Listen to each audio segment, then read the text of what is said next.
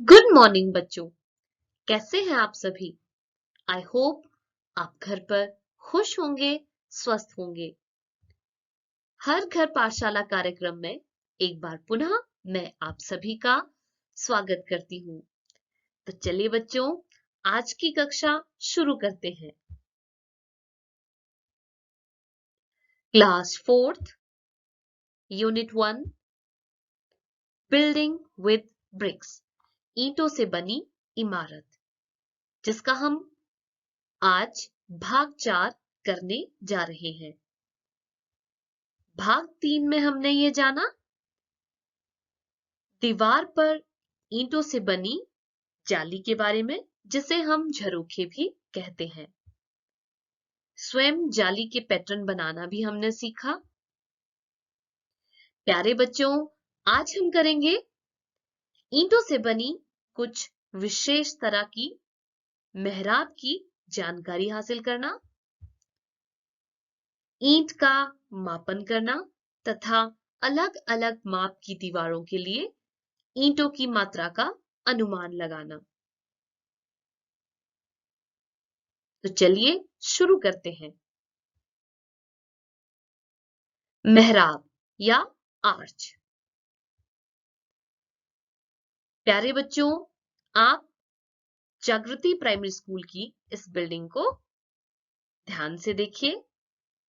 क्या आपको कहीं आर्च नजर आ रहा है, यानी मेहराब?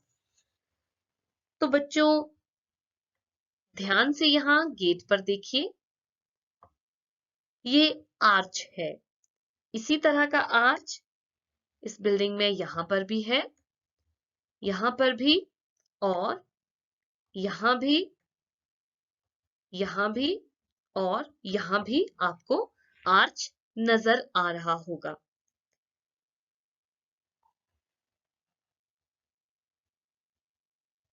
इसी तरह बच्चों, ये फैजाबाद के एक स्कूल का चित्र है, जहां आपको ईंटों से बनी जाली के ऊपर भी एक आर्च नजर आ रहा होगा।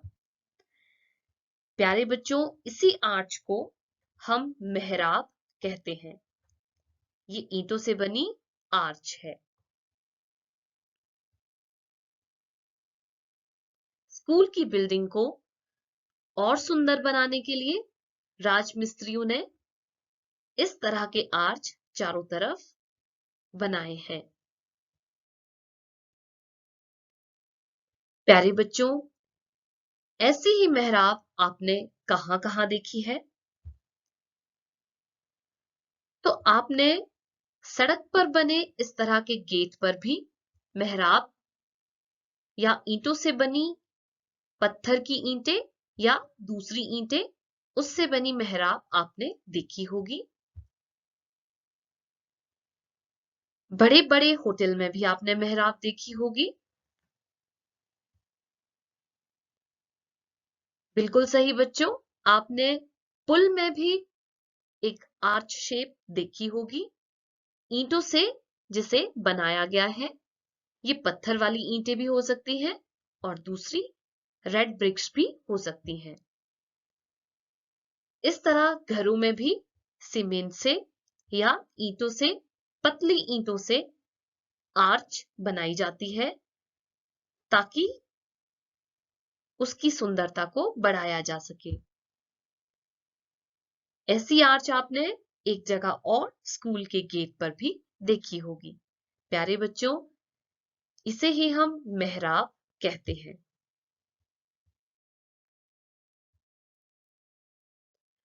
अब बात करते हैं कुछ विशेष प्रकार की मेहराब की।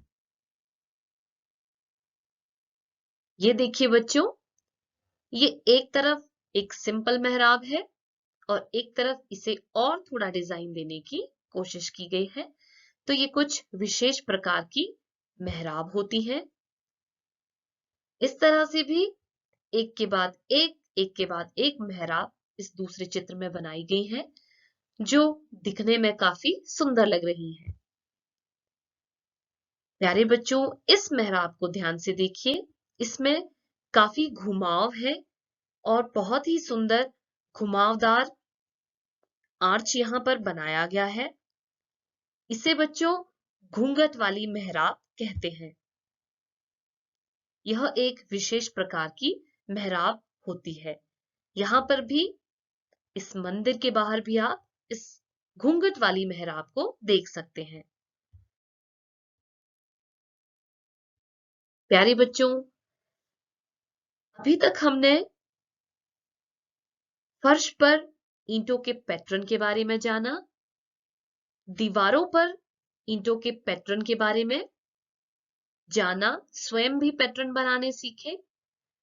और आपने देखा होगा बच्चों, ये सभी पैटर्न, मेहराब, झरोखे ईंटों से बनाए जाते हैं। चलिए अब हम ईंट के आकार और माप के बारे में जानते हैं। ये एक ईंट है। इस ईंट की लंबाई,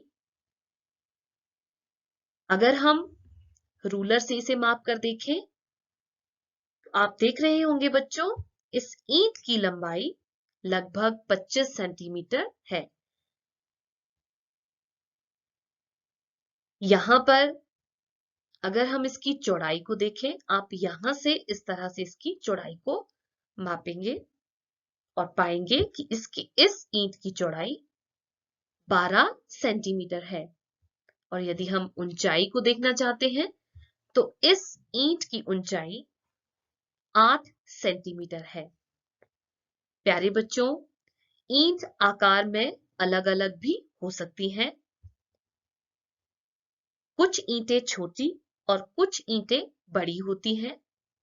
हो सकता है आप जिस ईंट को माप रहे हो वो आकार में छोटी या बड़ी हो, क्योंकि ईंटों के अलग अलग आकार होते हैं। परंतु मैंने जब इस ईंट को मापा, ईंट की लंबाई, चौड़ाई और ऊंचाई कुछ इस तरह से थी। बच्चों, आप फिर से देखिए, ईंट की लंबाई 25 सेंटीमीटर, जो यहां से यहां आपको नजर आ रही होगी।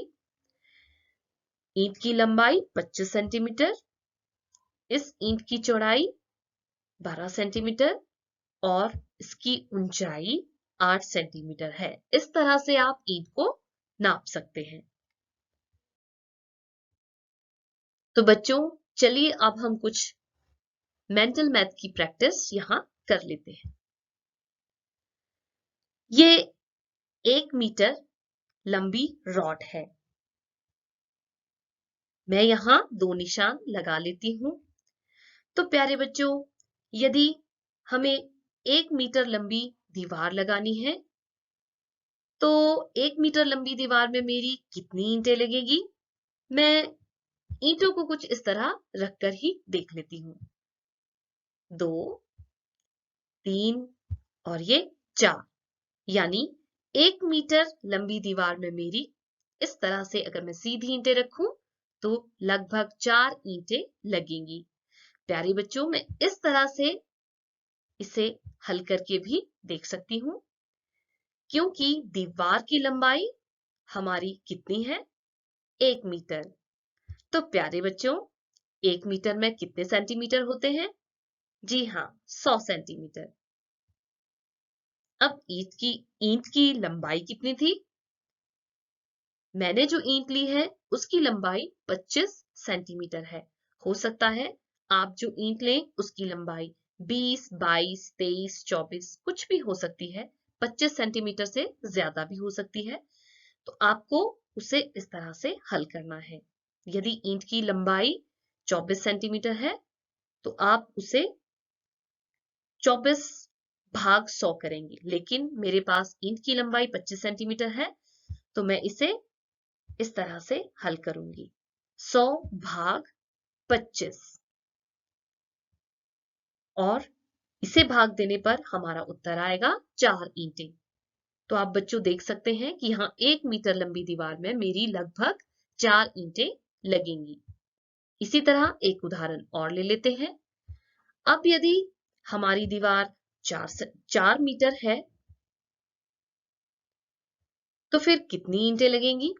दीवार की लंबाई बराबर है 4 मीटर, आप सभी को पता ही है 1 मीटर बराबर है 100 सेंटीमीटर, यानी 1 मीटर 100 सेंटीमीटर के बराबर होता है। तो 4 मीटर कितना सेंटीमीटर हुआ? जी हाँ, 4 गुना 100 400 सेंटीमीटर। अब ईंट की लंबाई हमारी 25 सेंटीमीटर है, तो हमें बच्चों 400 को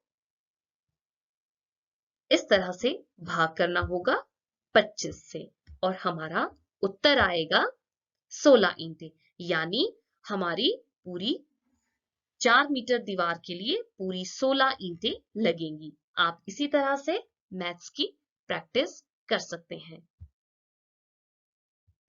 आज के लिए इतना ही। धन्यवाद। Stay healthy, stay safe.